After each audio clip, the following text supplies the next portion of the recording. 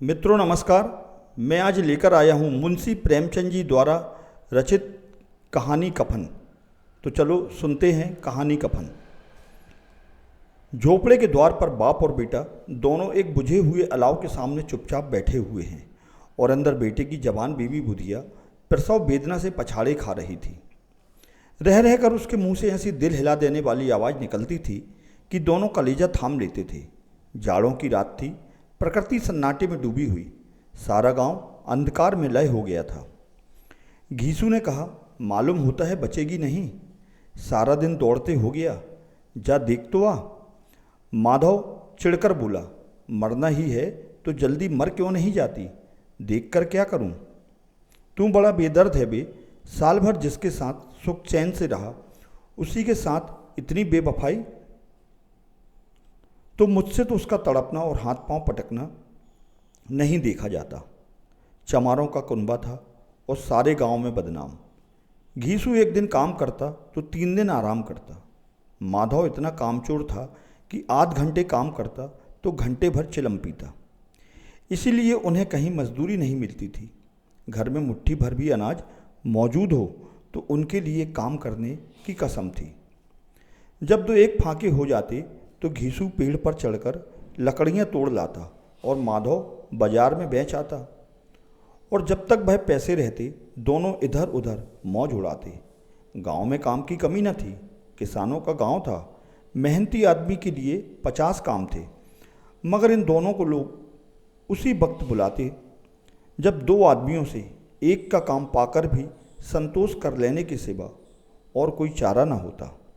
मगर दोनों साधु होते तो उन्हें संतोष और धैर्य के लिए संयम और नियम की बिल्कुल ज़रूरत न होती। यह तो इनकी प्रकृति थी। विचित्र जीवन था इनका। घर में मिट्टी के 2-4 बर्तनों के सिवा कोई संपत्ति नहीं। फटे चीथड़ों से अपनी नग्नता को ढांके हुए जिए जाते थे। संसार की चिंताओं से मुक्त, कर्ज से लदे हुए, गालियां भी खाते, मार भी खाते, मगर कोई भी गम नहीं। दीन इतने कि वसूली की आशा न रहने पर भी लोग इन्हें कुछ न कुछ कर्ज दे देते थे। मटर आलू की फसलों में दूसरों के खेतों से मटर या आलू उखाड़ लाते और भून भान कर खा लेते। या 10-5 ऊख, ऊख मतलब यहाँ गन्ना, 10-5 ऊख उखाड़ लाते और रात को चूसते। घीसू ने इसी आकाश वृत्ति से 60 साल की उम्र काट दी और माधव भी सपूत बेटे की तरह बाप ही के पदचिन्हों पर चल रहा था, बल्कि उसका नाम और भी उजागर कर रहा था। उस वक्त भी दोनों अलाव के सामने बैठकर आलू भून रहे थे, जो कि किसी के खेत से खोद लाए थे। घीसू की स्त्री का तो बहुत दिन हुए देहांत हो गया था। माधव का ब्याह पिछले साल हुआ था। जब से यह औरत आई थी उसने इस खानदान में व्यवस्था की नींव डाली थी और इन दोनों बेगैरतों का दोजक भरती रहती थी। जब से वह आई यह दोनों और भी आराम तलब हो गए थे, बल्कि कुछ अकड़ने भी लगे थे। कोई कार करने को बुलाता तो निर्व्याज भाव से दुगनी मजदूरी मांगते। वही औरत आज प्रसव वेदना से मर रही थी और ये दोनों शायद इसी इंतजार में थे कि वह मर जाए तो आराम से सोएं। घीसू ने आलू निकालकर छीलते हुए कहा, जाकर देख तो क्या दशा है उसकी। चुड़ैल का फसाद होगा और क्या, यहाँ तो ओझा भी 1 रुपया मांगता है। माधव को भय था कि वह कोठरी में गया तो घीसू आलूओं का बड़ा भाग साफ कर देगा, इसलिए वह बोला, मुझे वहाँ जाते हुए डर लगता है।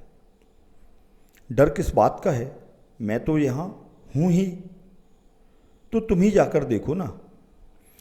मेरी औरत जब मरी थी तो मैं 3 दिन तक उसके पास से हिला तक नहीं, और फिर मुझसे लजाएगी कि नहीं। जिसका कभी मुंह नहीं देखा आज उसका उघड़ा हुआ बदन देखूं, उसे तन की सुध भी तो न होगी।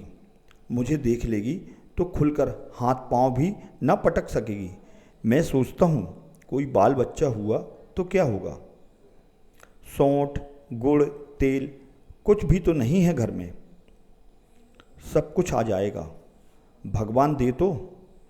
जो लोग अभी 1 पैसा नहीं दे रहे हैं वे ही कल बुलाकर रुपए देंगे।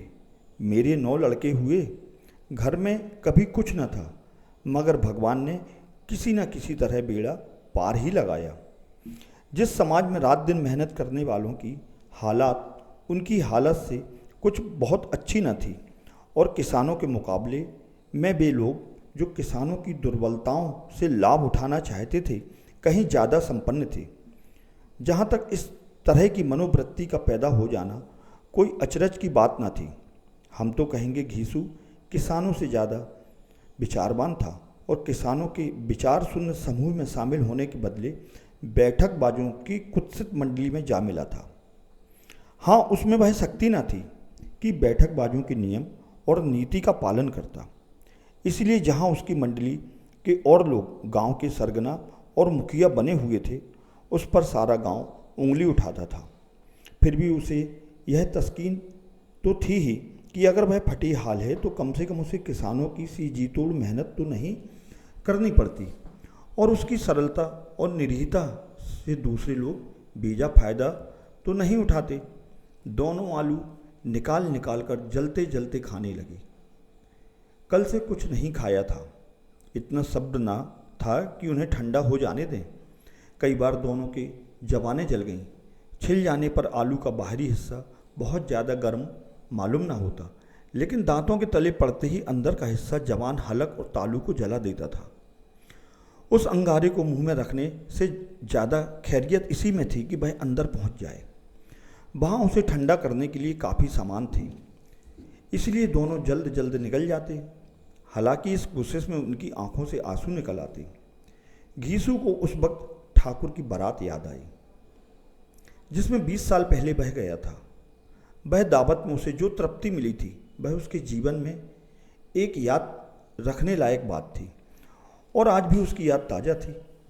भूला वह भोज नहीं भूलता। तब से फिर उस तरह का खाना और भरपेट नहीं मिला।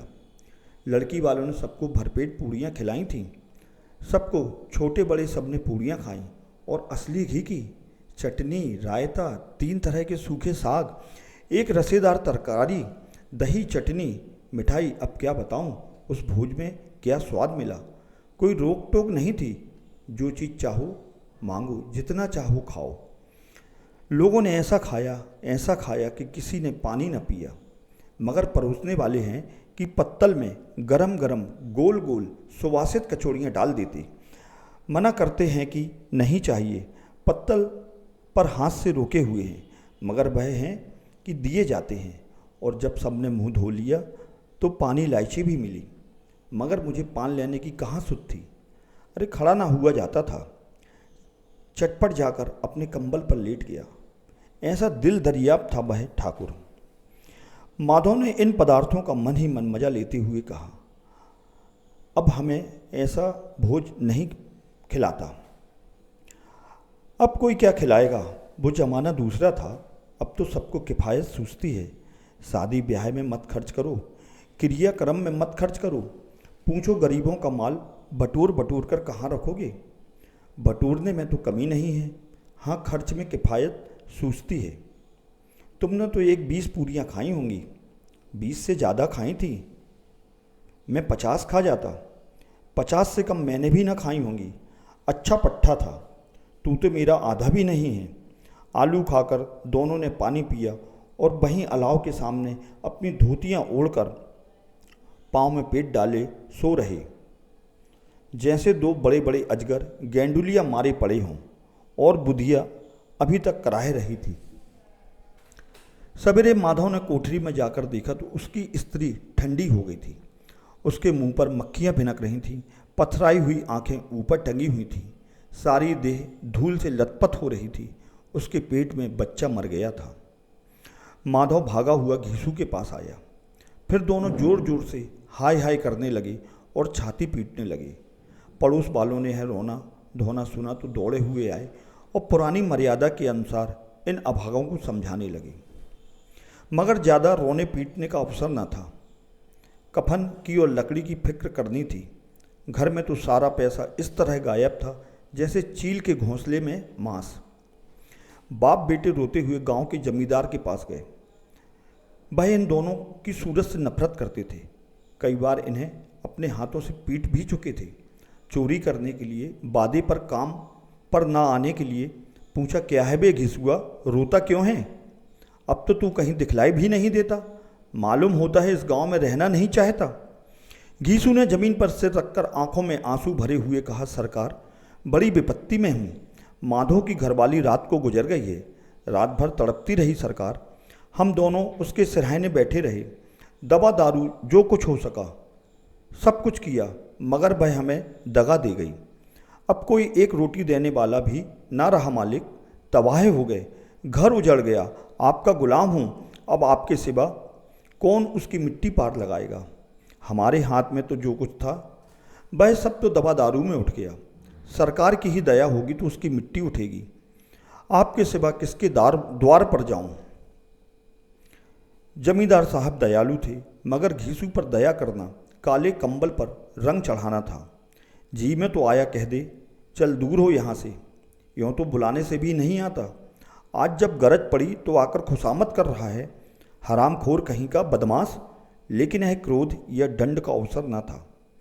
जी में कुड़ते हुए 2 रुपये निकाल कर फेंक दिए, मगर सांत्वना का एक शब्द भी मुंह से न निकला। उसकी तरह ताका तक नहीं, जैसे सिर का बोझ उतारा हो। जब जमींदार साहब ने 2 रुपये दिए तो गांव के बनिए महाजनों को इनकार का साहस कैसे होता। घीसू जमींदार के नाम का डिंडोरा भी पीटना जानता था। किसी ने 2 आने दिए, किसी ने 4 आने। 1 घंटे में घीसू के पास 5 रुपये की अच्छी खासी रकम जमा हो गई। कहीं से नाज मिला, कहीं से लकड़ी, और दोपहर को घीसू और माधव बाजार में कफन लाने चले गए। इधर लोग बांस आंस काटने लगे। गांव की नर्मदिल स्त्रियां आकर लाश देखती थीं और उसकी बेकसी पर 2 बूंद आंसू गिराकर चली जाती थी। बाजार में पहुंचकर घीसू बोला, लकड़ी तो उसे जलाने भर को मिल गई हैं। क्यों माधव? माधव बोला, हाँ लकड़ी तो बहुत हैं, अब कफन चाहिए। तो चलो कोई हल्का सा कफन ले लें। हाँ और क्या, लाश उठते उठते रात हो जाएगी, रात को कफन कौन देखता है। कैसा बुरा रिवाज है कि जिसे जीते जी तन ढकने को चीथड़ा भी न मिला, उसे मरने पर नया कफन चाहिए। कफन लाश के साथ जल ही तो जाता है, और क्या रखा रहता है। यही 5 रुपये पहले मिले होते तो कुछ दवा दारू कर लेते। दोनों एक दूसरे के मन की बात ताड़ रहे थे। बाजार में इधर उधर घूमते रहे। कभी इस बजाज की दुकान पर गए, कभी उसकी दुकान पर। तरह तरह के कपड़े, रेशमी और सूती देखे, मगर कुछ जचा नहीं। यहाँ तक कि शाम हो गई। तब दोनों ने न जाने किस देवी प्रेरणा से एक मधुशाला के सामने आ पहुँचे और जैसे किसी पूर्व निश्चित व्यवस्था से अंदर चले गए। वहाँ जरा देर तक दोनों असमंजस में खड़े रहे। फिर घीसू ने गद्दी के सामने जाकर कहा, साहू जी 1 बोतल हमें भी देना। इसके बाद कुछ चिखोना आया, तली हुई मछली आई और दोनों बरामदे में बैठकर शांतिपूर्वक पीने लगे। कुछ कुंजिया ताबड़तोड़ पीने के बाद दोनों सुरूर में आ गए। घीसू बोला, कफन लगाने से क्या मिलता, आखिर जल ही तो जाता, कुछ बहू के साथ तो ना जाता। माधव आसमान की तरफ देखकर बोला, मानो देवताओं को अपनी निष्पापता का साक्षी बना रहा हो। दुनिया का दस्तूर है, नहीं लोग बामनों को हजारों रुपए क्यों दे देते। कौन देखता है परलोक में मिलता है या नहीं। बड़े आदमियों के पास धन है, फूंकें, हमारे पास फूंकने को क्या है। लेकिन लोगों को जवाब क्या दोगे, लोग पूछेंगे नहीं कफन कहाँ है। घीसू हंसा, अब एक कह देंगे कि रुपए कमर से खिसक गए, बहुत ढूंढा मिले नहीं, लोगों को विश्वास ना आएगा, लेकिन फिर वही रुपए देंगे। माधव भी हंसा। इन अनपेक्षित सौभाग्य पर बोला, बड़ी अच्छी थी बेचारी, मरी तो खूब खिला पिलाकर। आधी बोतल से ज़्यादा उड़ गई। घीसू ने 2 सेर पूड़ियाँ मंगाई, चटनी, आचार, कलेंजिया। शराब खाने के सामने ही दुकान थी। माधव लपक कर 2 पत्तलों में सारे सामान ले आया। पूरा 1.5 रुपया खर्च हो गया, सिर्फ थोड़े से पैसे बचे रह गए। दोनों इस वक्त इस शान से बैठे पूड़ियाँ खा रहे थे जैसे जंगल में कोई शेर अपना शिकार उड़ा रहा हो। न जवाबदेही का खौफ था, न बदनामी की फिक्र। इन सब भावनाओं को उन्होंने बहुत पहले ही जीत लिया था। घीसू दार्शनिक भाव से बोला, हमारी आत्मा प्रसन्न हो रही है तो क्या उसे पुण्य ना होगा? माधव ने श्रद्धा से सिर झुकाकर तस्दीक दी, जरूर से जरूर होगा। भगवान तुम अंतर्यामी हो, उसे बैकुंठ ले जाना। हम दोनों हृदय से आशीर्वाद दे रहे हैं। आज जो भोजन मिला वह कभी उम्र भर न मिला था। एक क्षण के बाद माधव के मन में एक शंका जागी। बोला, क्यों दादा, हम लोग भी तो एक ना एक दिन वहाँ जाएंगे ही। घीसू ने इस भोले सवाल का कुछ उत्तर न दिया। वह परलोक की बातें सोचकर इस आनंद में बाधा नहीं डालना चाहता था। जो वहाँ हम लोगों से पूछें कि तुमने हमें कफन क्यों नहीं दिया तो क्या कहोगे? कहेंगे तुम्हारा सिर। पूछेगी तो जरूर। तू कैसे जानता है कि उसे कफन न मिलेगा? तू मुझे ऐसा गधा समझता है? 60 साल क्या दुनिया में घास खोदता रहा हूँ, उसको कफन मिलेगा और बहुत अच्छा मिलेगा। माधव को विश्वास न आया। बोला, कौन देगा? रुपए तो तुमने चट कर दिए। भाई तो मुझसे पूछेगी, उसकी मांग में तो सेंदूर मैंने डाला था। घीसू गर्म होकर बोला, मैं कहता हूँ उसे कफन मिलेगा, तू मानता क्यों नहीं? कौन देगा? बताते क्यों नहीं? वही लोग देंगे जिन्होंने अब की दिया। हाँ, अब की रुपये हमारे हाथ ना आएंगे। ज्यों ज्यों अंधेरा बढ़ता था और सितारों की चमक तेज होती थी, मधुशाला की रौनक भी बढ़ती जाती थी। कोई गाता था, कोई डींग मारता था, कोई अपने संगी के गले चिपट जाता था, कोई अपने दोस्त के मुंह में कुल्हड़ लगाए देता था। वहाँ के वातावरण में सरूर था, हवा में नशा। कितने तो यहाँ आकर एक चुल्लू में मस्त हो जाते थे। शराब से ज़्यादा यहाँ की हवा उन पर नशा करती थी। जीवन की बाधाएं यहाँ खींच लाती थी और कुछ देर के लिए यह भूल जाते थे कि वे जीते हैं या मरते हैं, या न जीते हैं न मरते हैं। और यह दोनों बाप बेटे अब भी मज़े लेकर चुस्कियाँ ले रहे थे। सबकी निगाहें इनकी ओर जमी हुई थीं। दोनों कितने भाग्य के बली हैं। पूरी बोतल बीच में है। भरपेट खाकर माधव ने बची हुई पूड़ियों का पत्तल उठाकर एक भिखारी को दे दिया, जो खड़ा इनकी ओर भूखी आंखों से देख रहा था और देने के गौरव, आनंद और उल्लास का अपने जीवन में पहली बार अनुभव किया। घीसू ने कहा, ले जा, खूब खा और आशीर्वाद दे। जिसकी कमाई है वह तो मर गई, मगर तेरा आशीर्वाद उसे जरूर पहुँचेगा। रोए रोए से आशीर्वाद दो, बड़ी गाढ़ी कमाई के पैसे हैं। माधव ने फिर आसमान की तरफ देखकर कहा, वह बैकुंठ में जाएगी दादा, बैकुंठ की रानी बनेगी। घीसू खड़ा हो गया और जैसे उल्लास की लहरों में तैरता हुआ बोला, हाँ बेटा, बैकुंठ में जाएगी। किसी को सताया नहीं, किसी को दबाया नहीं। मरते मरते हमारी जिंदगी की सबसे बड़ी लालसा पूरी हो गई। वह न बैकुंठ जाएगी तो क्या ये मोटे मोटे लोग जाएंगे जो गरीबों को दोनों हाथों से लूटते हैं और अपने पाप को धोने के लिए गंगा में नहाते हैं और मंदिरों में जल चढ़ाते हैं। श्रद्धालुओं का रंग तुरंत ही बदल गया। अस्थिरता नशे की खासियत है। दुख और निराशा का दौरा हुआ। माधव बोला, मगर दादा, बेचारी ने जिंदगी में बड़ा दुख भोगा, कितना दुख झेलकर मरी। वह आंखों पर हाथ रखकर रोने लगा, चीखें मार मार कर। घीसू ने समझाया, क्यों रोता है बेटा? खुश हो कि वह माया जाल से मुक्त हो गई, जंजाल से छूट गई। बड़ी भाग्यवान थी जो इतनी जल्द माया मोह के बंधन तोड़ दिए। और दोनों खड़े होकर गाने लगे, ठगनी क्यों ने ना झमकावे, ठगनी क्यों ने ना झमकावे ठगनी। पियक्कड़ों की आंखें इनकी ओर लगी हुई थीं और दोनों अपने दिल में मस्त गाए जाते थे।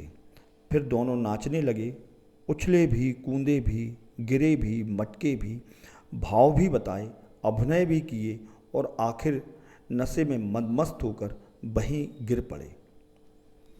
तो मित्रों, यह कहानी आपको कैसी लगी? नीचे कमेंट्स बॉक्स में अपनी प्रतिक्रिया अवश्य दें।